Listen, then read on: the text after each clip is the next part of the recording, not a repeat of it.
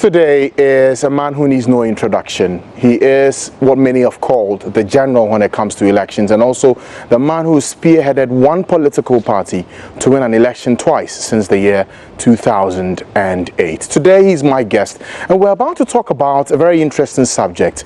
The NDC won the elections in 2008 and 2012. They are looking to do it again for the third time in succession. But what is the grand plan here? Why should Ghanaians today decide to stake their votes for them? A campaign team has been outdoored, but what is really behind the curtain? What should we be looking out for in a time like this? Also remember that just yesterday we heard the verdict of the Supreme Court, the clarity given on the voters register and the names that are supposed to be deleted, some 56,000. Is the NDC in support of this? Are they comfortable with this arrangement? Joining us today is the General Secretary of the NDC, Asiedu Nketiah, the man many know, christened General Mosquito. Thank you, sir, for joining us on the program. Welcome, sir. All right, so let's begin from what just happened yesterday. And with that, I mean, first in your party, the NDC, we got a list of a campaign committee that has been outdoored. First, tell us the whole idea behind this committee.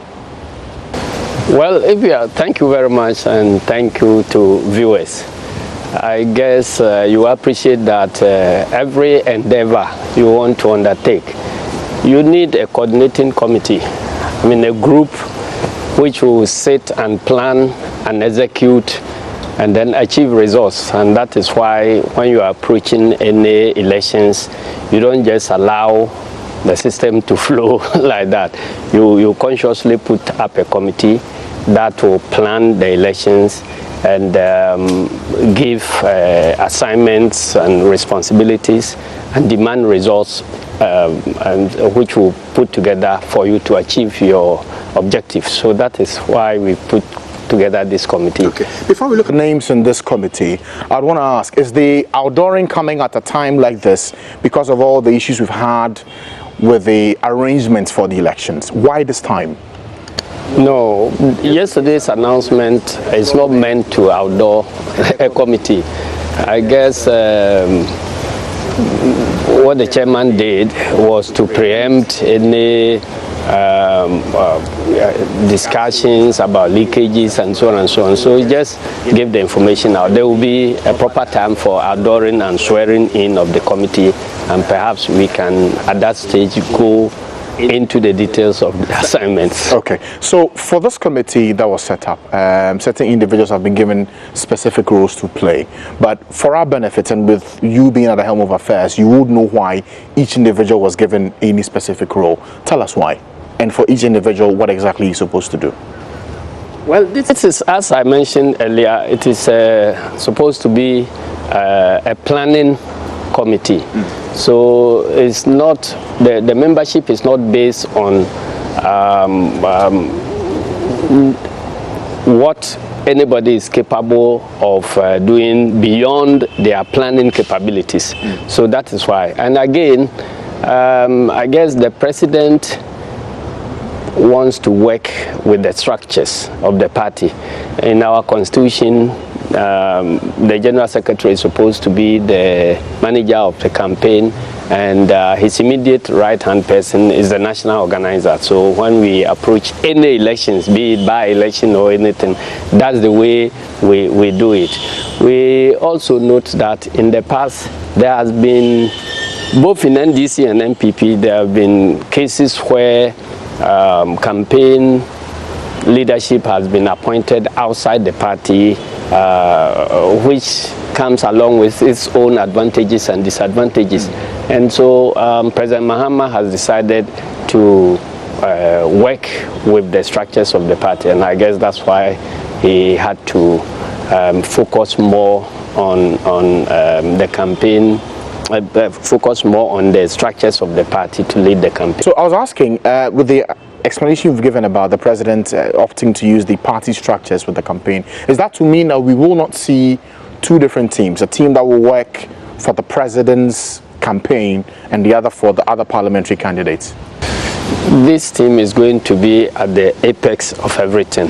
Below, there can be a lot of decentralization. We may choose to, and let me begin by cautioning that we have not yet met as a team. And I guess it is not going to be a one-man show or two-man show, so I would not be comfortable going into what we are going to do and what we are not going to do, since we haven't met as a campaign team. But I guess this will be the apex planning body. Below it, we will be assigning responsibilities to people as we go along. So I can foresee maybe the team that will be going around with the president, or maybe if we chose that, the president will be the focal point. But it is also possible that we can have more than one team, so that we'll all be crisscrossing like a multi-system. And then below that one too, in every region, there would be an organization that will perform certain roles and so on and so forth. So it's supposed to be a very decentralized thing, but you need somebody at the top to be directing affairs. Sure. And the reason I asked that question is because when the list came out yesterday, many were asking questions. There are some, names that you see almost all the time from 2008 into 2012. The easy ones that pop up, Hannah Tete, Elvis Efree, Ankara. We see them in both elections. Many are asking, why are they not in this team? That's why I said that everybody would have a role to play in the campaign. So this is just a coordinating team. And then we look at the membership of the party as human resource available to the team. And then, so in every management situation, where you focus on the objective to achieve, and then you look at the resources that are available for you to achieve that objective. So I guess that is what we are going to do, and we will be assigning people where their various competencies lie, so that we can achieve maximum results. Okay. Now, for this campaign committee, and with the elections coming up, I'm sure that for the party, you've already discussed what that main central message will be for anyone who will be monitoring the electoral space. What's the NDC's message this year for Ghanaians? The campaign message for this year? I guess that question is premature. we are doing our things methodically. This is the coordinating committee that has been announced. It will be outdoored, and then we will outdoor our manifesto that will contain the key message for the elections. So at that point, you will know about what we want to, sell to Ghanaians. Besides our presidential candidate, he has to carry a message, and that's what we'll be selling. But essentially, it will be about defending our record of how we have used the mandate that has been given us in the past 3 years, and then to generate confidence and ask Ghanaians why they should, demonstrate to Ghanaians why they should give us another 4 years. So that's what it's going to be about, and we will want to demonstrate that we've established the building blocks for a takeoff of the economy. And so and once you talk about building blocks for takeoff, some would say that particular statement we've heard before, haven't we? In 2012, the president had mentioned that we are putting in the infrastructure to let us have a takeoff. It's been 4 years. We're still planning a takeoff? It looks as when you are talking about where your achievement, you first look at where you are coming from.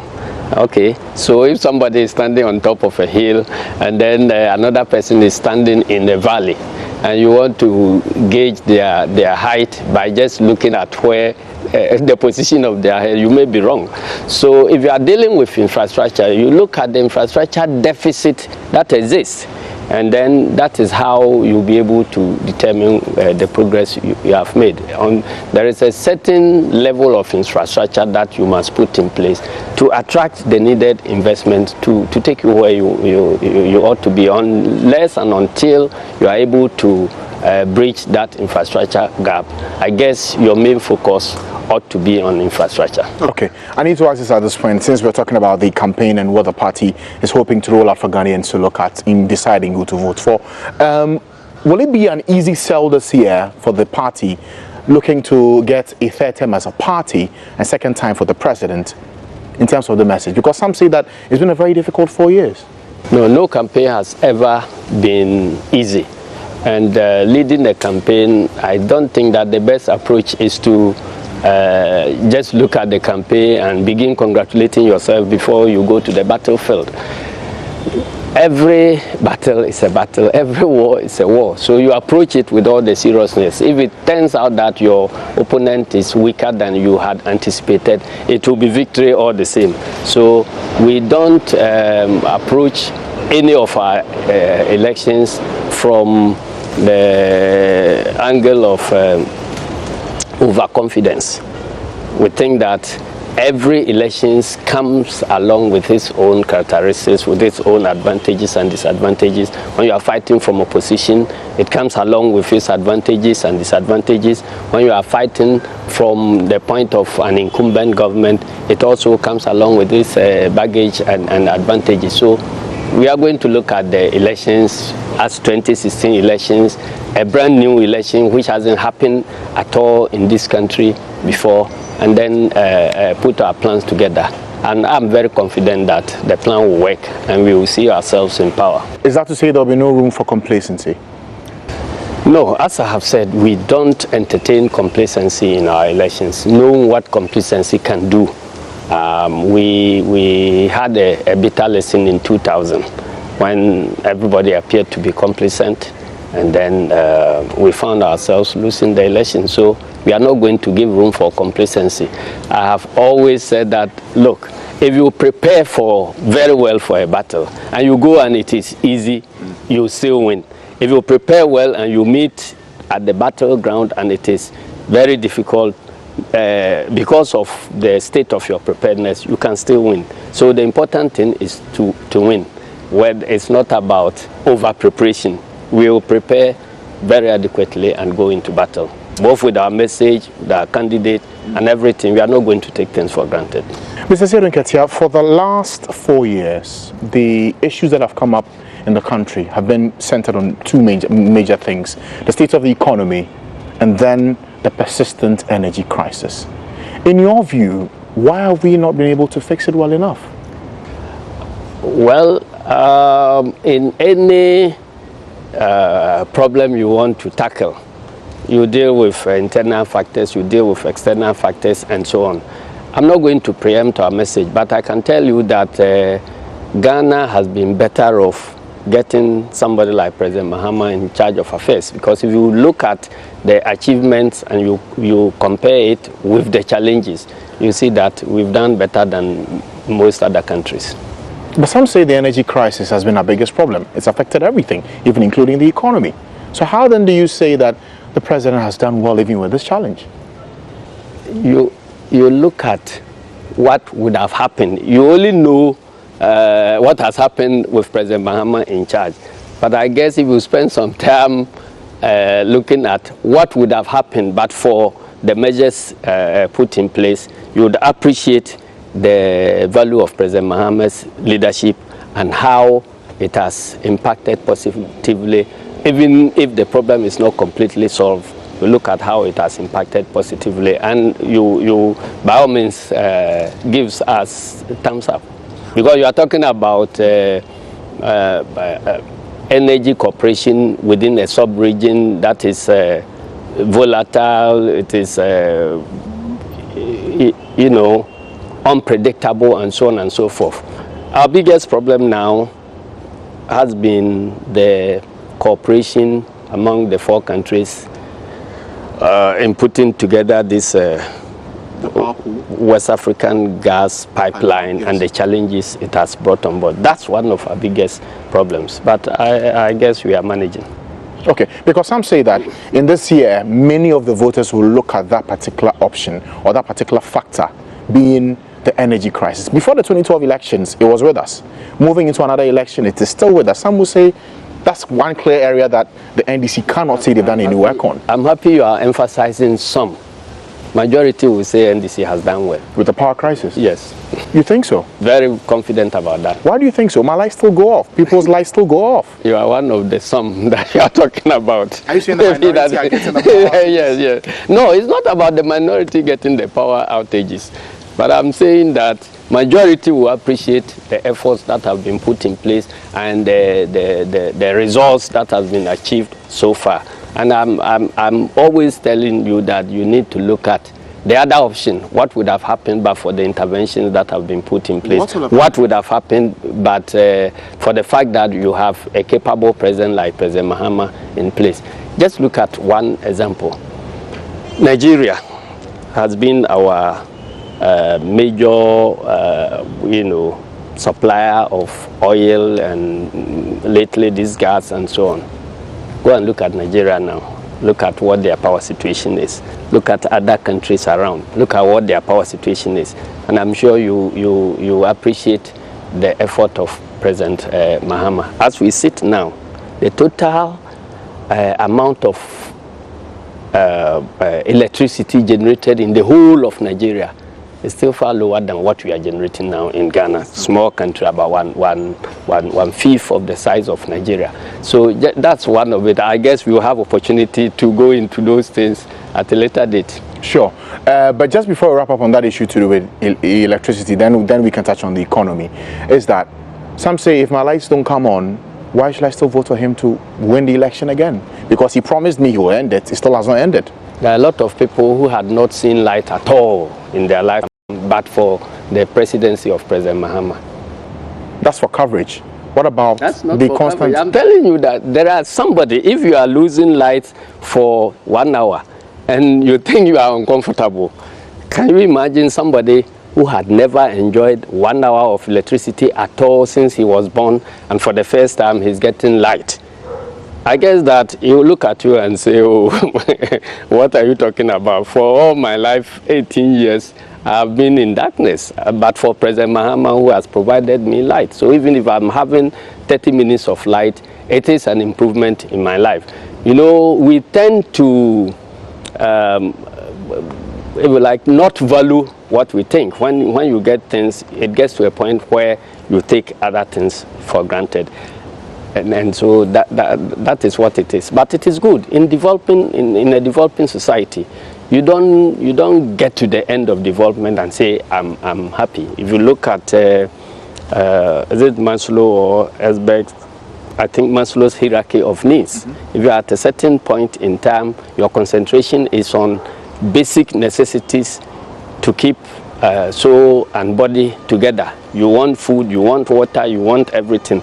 Once you are able to get food and water, to take them for granted, you now begin to talk about the need for recognition, the need for love and other things. So that is how society develops. And I'm happy that people have now realized the importance role electricity played. There have been governments in the past in Ghana who thought that extending electricity to many places was a waste of time. So we are happy that if we are suffering because of lights out, it is partly because of our system. Do you think it will ever end, this erratic power supply? I think that from 2017 going, the problems that we will be looking at in the energy sector will be oversupply of electricity and what to do with the surplus. Really? Yes, that is it. Because the fuel is still a big issue. No, the lack of fuel. That 2017 going, because if you look at the seriousness with which this government had tackled electricity generation, and generation was seen to be the bottleneck, because it was like whatever you do, the bottom line is that if supply of electricity falls short of demand, you still have this lights out. So there has been so much investment, and if you look at the stages at which the various generation plants are coming upstream, I can immediately predict that from 2017 we will be having a problem rather finding markets for the excess electricity. It will no longer be the question of shortage at all, but how to get market for the excess supply. You look at the list of generation facilities that are lined up for completion from now to 2020. You see that the major problem that we ought to be planning for now will be how to dispose of the excess electricity for which we have committed the country. And if you like, I can just refer to one other thing. Before President Mahama came, one of the major issues in the health sector was shortage of nurses. Everybody was concerned about shortage of nurses, and then everybody was running, all the nurses were running for greener pastures and so on.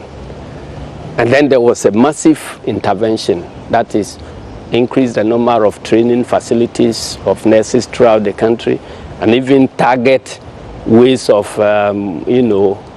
exporting nurses, if you like. When we're talking about the possibility of even exporting nurses, nobody believed that.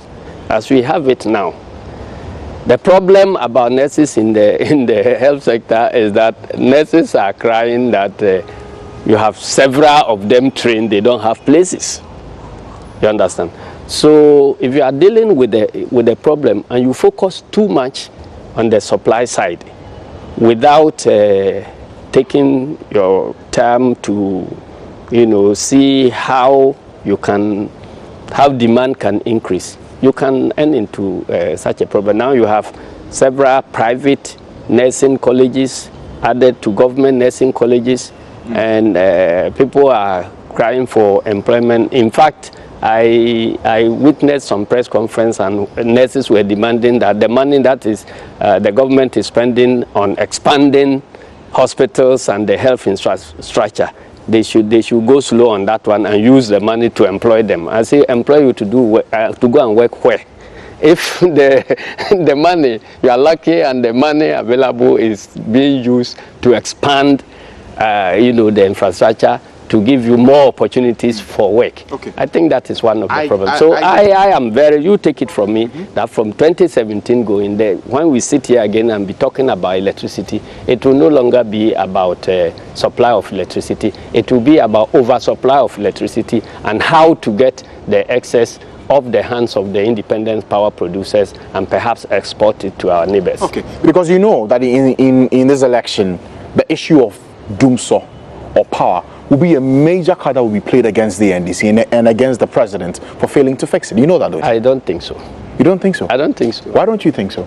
Because, you see, if people are trying to play blame games and so on, but because we haven't opened our campaign yet, it's just one monotonous story that is going out. When we open people's eyes to the realities, they will begin to appreciate,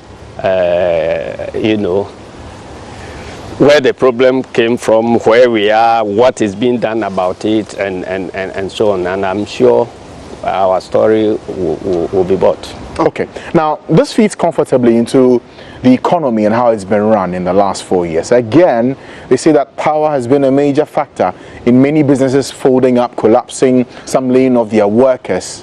And we've struggled with the economy, haven't we? Yes, because we are in transition. All transitions are like, like for instance, if you are delivering a baby, you have to go through labor. We are transiting from, a low-income economy to a middle-income economy, and it comes along with its own challenges.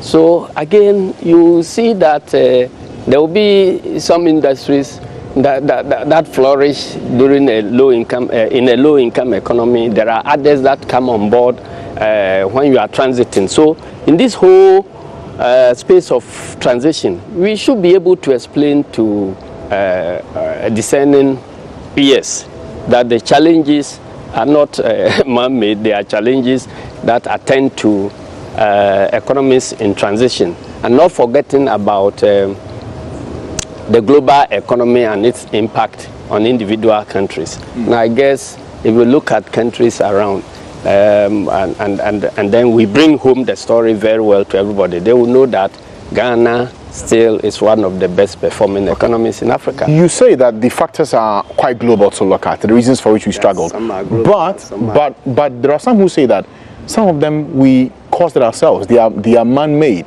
The overspending they point to year on year.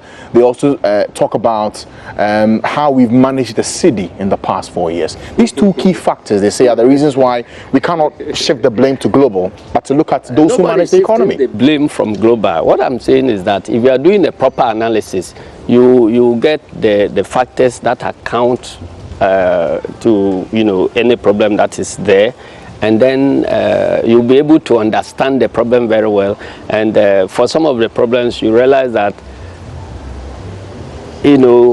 they are associated with the fact that we are in transition. There are others that are associated with the global economy. There are others, of course, that are also associated with the human element we have in the system. So I'm not saying that just one clear-cut solution, blame everything on the global economy. That's not what I'm saying. Economists don't do that. We look at the contribution of each of these factors towards bringing us where we were, and then you look at the effort of leadership that has prevented the West. If you look at, I think the whole of West Africa has got its fair share of challenges. There are only about 3 countries that have appeared to be better resilient to the events on the global front. Have been Ghana, Senegal, Cote d'Ivoire. All the others, because Nigeria has been more vulnerable than us because of their mono-product reliance. But again, but some will say that when the people of Ghana were giving you the mandates, they said, look, you say you do it, we're giving you the mandates, we don't care what the other economies have to offer. It's your job to get our lives comfortable. We want a stable economy, we want things running. We didn't get that. And we are saying that you are more comfortable today under President Mahama than you would have been under an alternative arrangement. That is the story I'm trying to feature. But if you look into their pockets, they don't see that. I'm not sure whether it is the pocket alone that they should be looking at. Where else should they be looking, sir?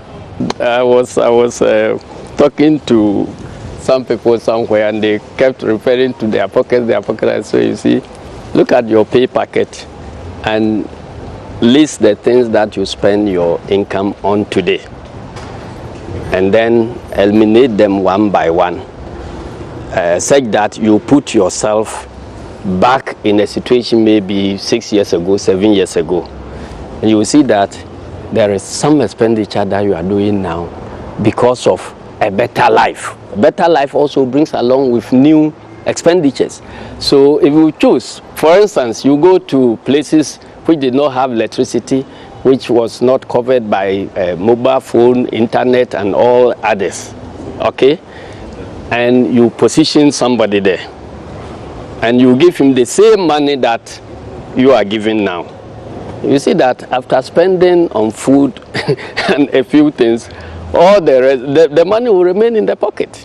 You understand? So if your money is not remaining in your pocket, you must find out how much of it is attributable to the better life that you are enjoying, which is tending to deplete your pocket, because money in the pocket is meant for expenditure on good things. So if you are spending the money on good things, I guess you are better off than you would have been if you were not having those good things at all. Still staying with that analogy, some will say spending on the good things involved some buying generators in the last 4 years, which ordinarily they wouldn't have done if they had stable power. Well, if you didn't know electricity at all, you wouldn't bother spending money on generators.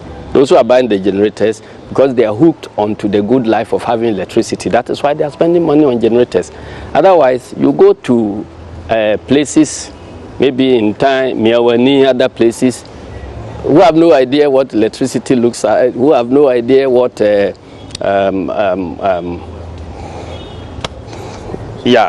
internet looks like, or telephone and other things. They wouldn't buy generators. You are buying a generator because you are hooked to the good life of using electricity. And so thank the person who brought you electricity first. Don't blame him for buying a generator.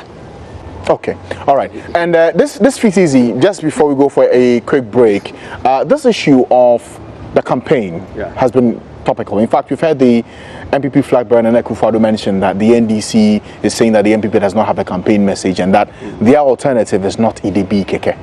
What is your response to that? Throughout this interview, I have kept telling you that we are coming out to outdoor our manifesto.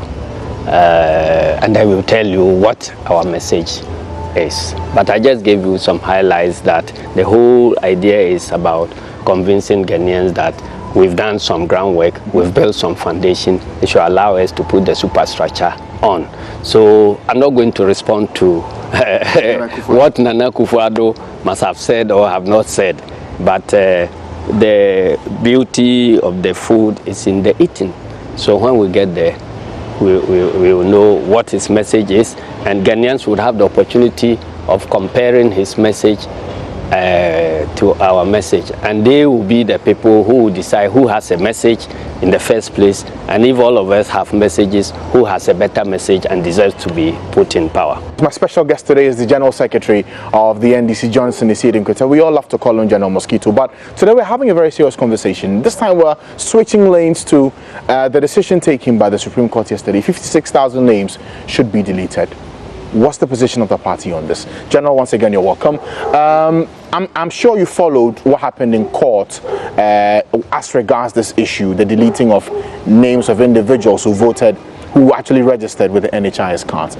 Now 56,000 is the number they've mentioned. Also, they've said that any other name on the register that found its name in there because of the NHIS card should be moved out. For the NDC, is this a fair decision taken? Very fair decision. And I admire the consistency of the Supreme Court. They have refused to be swayed by theatrics. And they have stayed very focused, and I admire them for that. You know, we are where we are today because those who were in court in the very first instance, they sought a relief for the deletion of these NHIA names. And I remember the Chief Justice, who was chairing the court at that time, asked them whether they wanted to stay with that relief, in which case we would have to get an opportunity to, get everybody who registered with NHIA card to establish their citizenship through other means and get themselves the opportunity of being registered. They cannot just sit in court and delete those names. When that suggestion was made, they quickly withdrew that aspect of the relief. And that is where we are. If you withdrew it, you should have forgotten about it. Or if you wanted to pursue it, you could have pursued it in that first instance, and we wouldn't be where we are now, going round and round and round and coming back to the same problem. So when they came out and they started jubilating that the court ruling at that time, that ruling was that the NHIA card as it was, it's not a sufficient proof of nationality.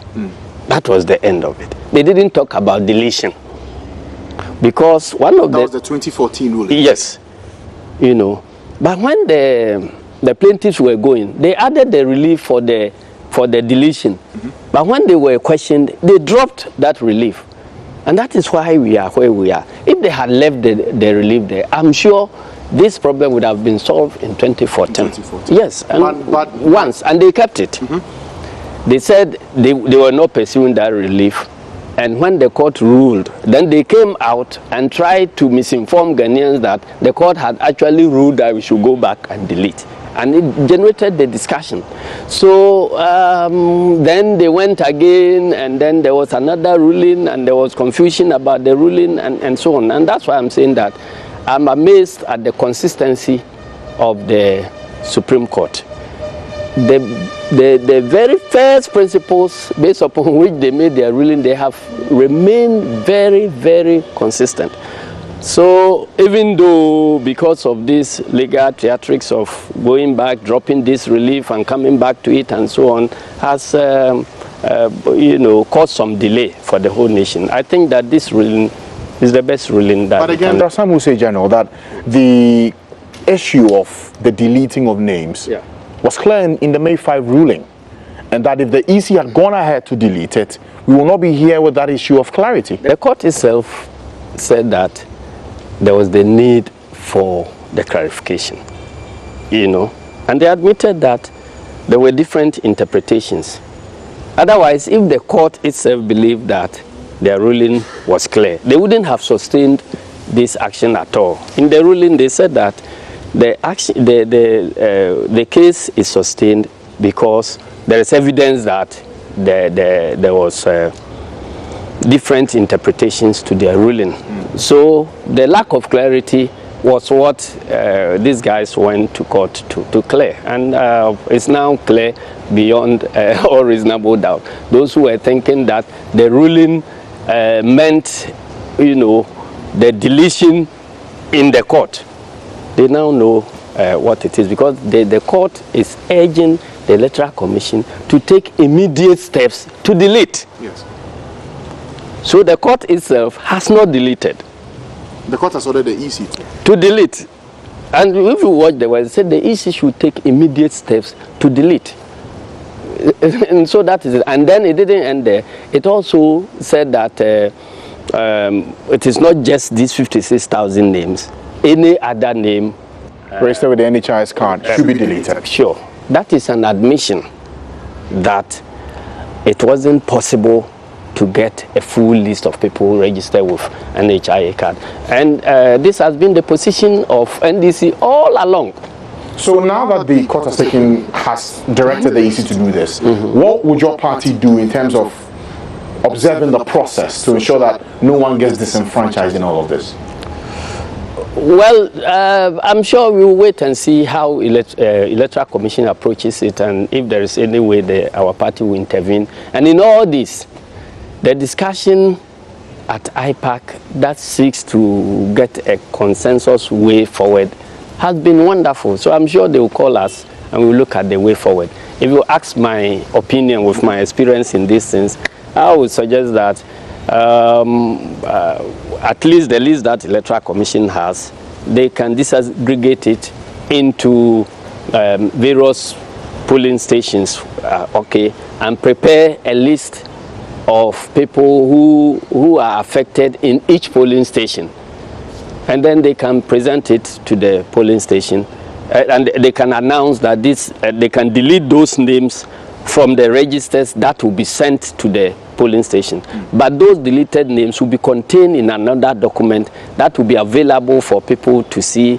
And then when you come and your name is not there and you want to re-register, there will be opportunity for you to re-register. Okay. If you ask me if I were in charge, that is what I'm going to do. Some have also suggested that why not also put out a circular for individuals who knew they did it with the NHIS cards to also come and help out with the process and have their names deleted. You see, if these things were possible, why would you go to court in the first place? You wouldn't go to court in the first place. So I'm not sure the court has suggested that the Electoral Commission should now go and put circular in place enticing people to come and delete their own names. My understanding of what the court said was that the one who is alleging that there were 1 million names, 4 million names, 7 million names, must be having the list. So they should help us to identify the rest of the people, besides they had walked to the Supreme Court and said that I have this list. They have their own ways of finding out how credible the list is, what is the documentation backing it, and so on. So it is not as if anybody can just walk there and say this is that. If you go to, the invitation is to people who think that other people have registered with an NHIS card for which they have evidence. They should go and present the evidence for the names to be deleted, and then given the people affected given the opportunity to be re-registered. So I think that this issue has been much ado about nothing. The entire process. It's like chasing the wind. Why do you think so? 16 million. You have 56,000. Just work out the margin of error and so on, and you see whether it was very important for us to spend the time we have spent on this thing. In my view, it wasn't. But it has come, so we are going to work with it. And I'm happy that the very issues that NDC had raised in the past, we have insisted very fiercely that if a nation presents a law based upon which innocent citizens are invited to register, and they register according to that law, those persons should not be punished. And so, having gone round, we have come to the same thing. So, the problem is not with the poor, innocent victim. It is a problem of lawmakers and so on. That's where we are. So, I'm happy that Supreme Court is also jealously guarding the constitutional rights of the people affected. This is why we were fighting the battles we were fighting. Okay. Now, still staying in the courts, and once you've raised it, I guess we need to talk about it. You remember when the panel of judges were addressing the issues, they first gave an earlier ruling about the owners of a radio station and the panelists coming to answer for certain comments that, in their view, are deemed contemptuous. What do you make of that whole saga?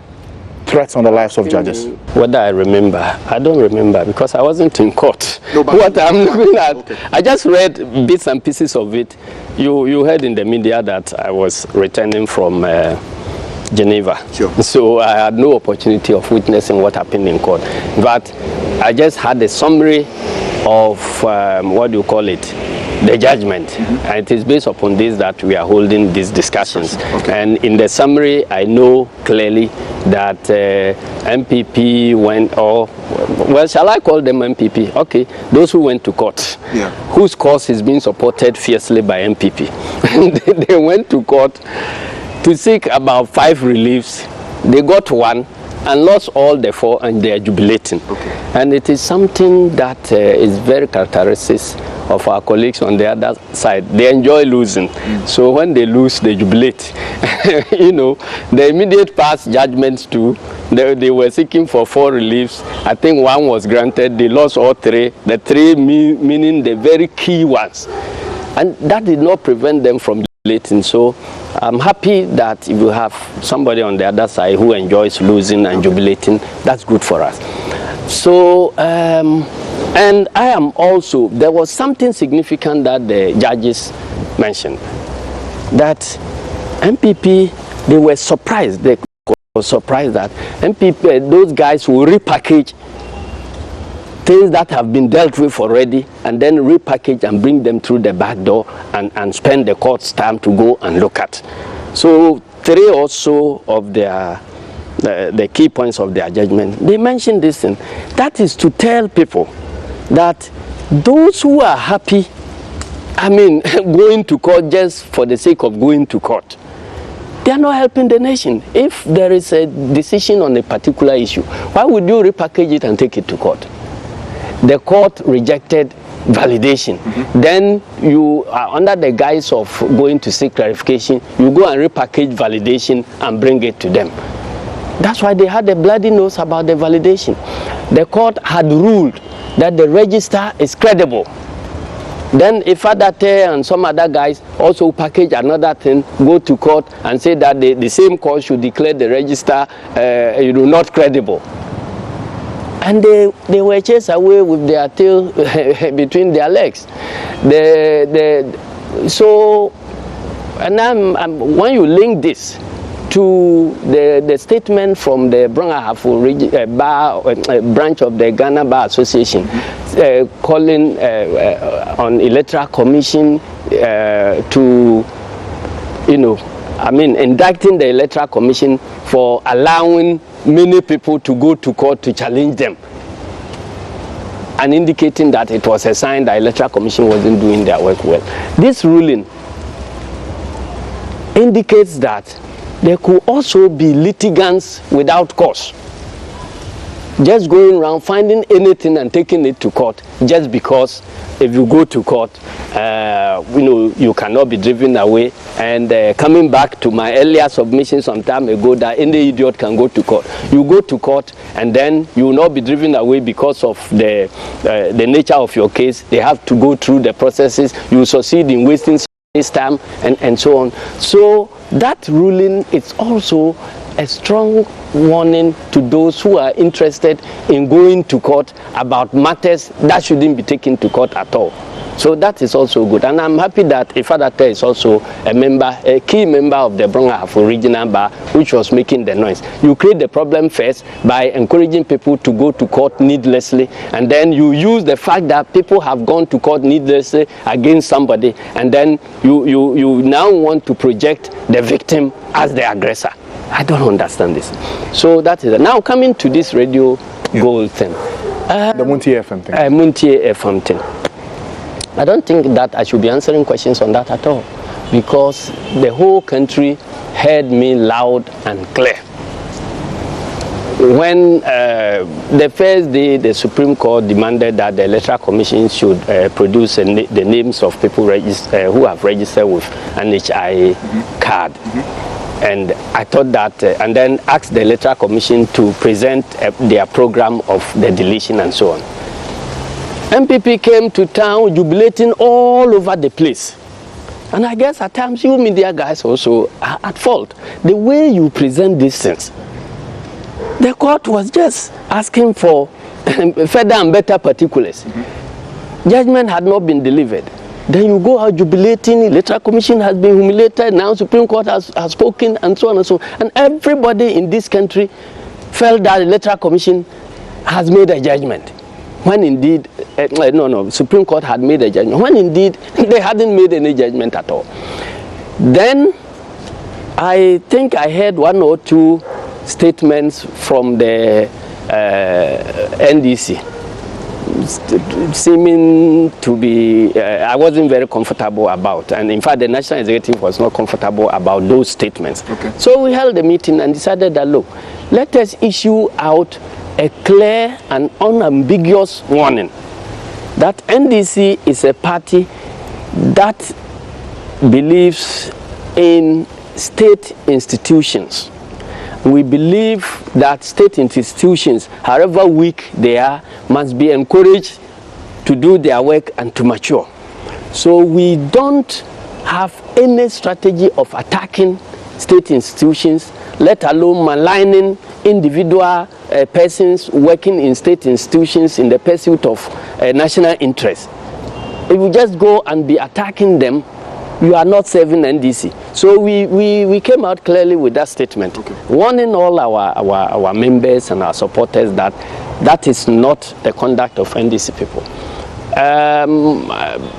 I think that maybe these other statements they happened before or after our warning. I wouldn't know. It was after. After our warning. Then it means that clearly those who made those statements are either not NDC. And I have reason to believe, I have information that the person who uttered those words was not the NDC person, and that the NDC person was just brought in because he had featured on that radio station before and so on. So we will allow the law to take its course. Okay. And I will not encourage anybody massing up at the Supreme Court in the defense of something like that, which is not defensible. Okay. Now let's talk about the general preparations towards the elections. We have, 4 months to go before the elections. Are you satisfied with the kind of preparation that has gone into this? This time last year, all the lines were drawn, exhibition done, almost every process going through. But it looks like this time around, there are a number of bottlenecks. Not last year. I mean the last term, 2012. That's right. Yes, last time in because there was no general election. Of course. things were much more, settled and clearly drawn than now. Does it in any way change the stakes going into this election? I think that you are emulating the conduct of the average Ghanaian who always says that last year's Christmas was better and more interesting than this year's Christmas. They never get satisfied with the current Christmas. They always be comparing with the previous one and say better one. I think that I was there the last term, I was there the other term before, and so on. I don't see any area where the Electoral Commission or any of our preparations have fallen short at all. We are very much on course. The timetable that was discussed and accepted by all of us at IPAC is very much on course. But of course, you always leave some time allowances to take care of unforeseen litigations like what happened. So I'm pretty sure that we can easily adjust and make progress. Okay. Now, I need to ask then, looking at the way politics is in Ghana today, you've been in this business for God knows how long, and you understand the ins and outs of politics in the country. I'm still learning. Exactly. Is being a politician a profession? Well, I wouldn't know, because I'm not engaged in any trade that seeks to define things, places of work and activities and so on. So I wouldn't be able to distinguish between what constitutes a profession and what doesn't constitute a profession. It is an engagement. If you want to spend some time on it and learn, you can do it well. And I ask that because there are some who say, now we're looking at a number of people who come out of school and all they want to become is a politician. No other job experience anywhere. They want to walk into a party, work from the ground up to the very top. Is that a way to go, really? Working in a party is not the only way of becoming a politician. So if somebody comes up from school and decides that he or she wants to work in a party, I mean, I wouldn't have any problem with it at all, because we have a conscious policy to try to bring in the youth, the women, the disabled, and other people to participate in decision making. It is good that the youth want to participate in decision making, because the decisions that are made affect everybody, whether you participate in their making or you don't participate in their making. So why would you stay there and allow other people to decide for you when you have opportunity to influence that decision, for the better? So I think that it's a good thing, and I will encourage more of the youth to go into politics, or to go into, I would say, decision making as to how society ought to be run. You may not have to be high profile politician, but where it matters most is the grassroots. Okay. And that was where President Rawlings groomed us as Chairman Rawlings at that time. That was the key thing, that be interested in the environment around you and help to shape it there.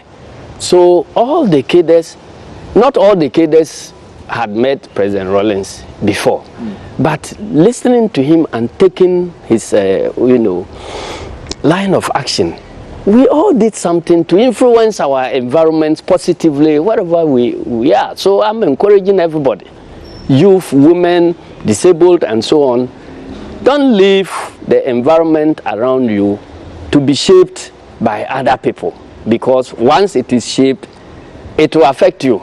So you better get involved and let it affect you positively. Okay, now you mentioned one name that draws back a certain conversation I had just about 2-3 weeks ago. You mentioned Chairman Rawlings. I spoke to the wife not too long ago, Nana Chairman Rawlings, and in the interview I asked her why she left the party, why she left the NDC. Says the party has deviated from the very core values that established the NDC some 24 years ago or more. Is it true that the NDC has lost its way? I don't want to engage Madam Kunadu, who has left our party. His opinion is that NDC has deviated from the core values, so he has left. There are millions and millions of other people who think that NDC is on course and have stayed. Let her do her business and let us do our business. Is there any way that you think she has to come back to your party? Would you stretch an olive branch to her at any time? In a mature society, you look at what is good for you and you take your decisions. That suits you. She has taken her decision. There were people who felt that for that reason her daughter should be, penalized and so on. And I said, no. We are all individuals. Penalized for what?